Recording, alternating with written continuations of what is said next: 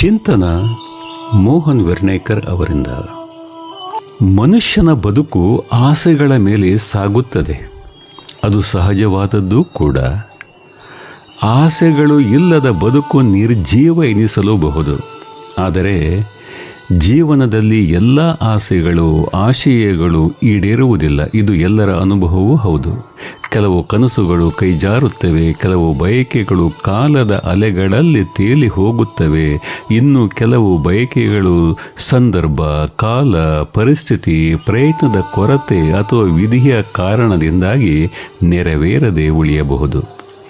ನಮ್ಮ ಅಪೇಕ್ಷಿತ ಆಸೆಗಳು ಈಡೇರದಿದ್ದಾಗ ನಿರಾಶೆ, ಬೇಸರ, ದುಃಖ, ಅತೃಪ್ತಿ ಕಾಡುವುದು ಅತ್ಯಂತ ಸಹಜ.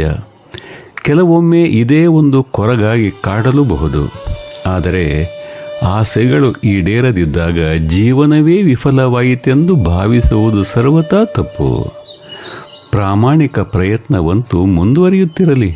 ಅದು ಬಿಟ್ಟು ಈಡೇರದ ಆಸೆಗಳ ಬಗ್ಗೆ ಯೋಚಿಸುತ್ತಾ ಕುಳಿತರೆ ಇಂದಿನ ಸಂತೋಷವನ್ನು ಕಳೆದುಕೊಳ್ಳುತ್ತೇವೆ. ಈಡೇರದ ಆಸೆಗಳನ್ನು ನೆನೆದು ನೋವಿನಲ್ಲಿ ಬದುಕುವುದು ಬೇಡವೇ ಬೇಡ. ಈಡೇರಿದ ಕನಸುಗಳನ್ನು ನೆನೆದು ಕೃತಜ್ಞತೆಯಲ್ಲಿ ಬದುಕೋಣ.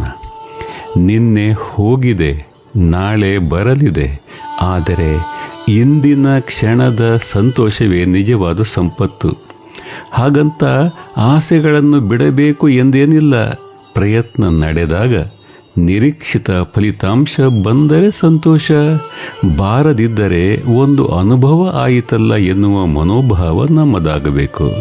ಸಕಾರಾತ್ಮಕ ಮನೋಭಾವನೆ ಬಹಳ ಮುಖ್ಯ.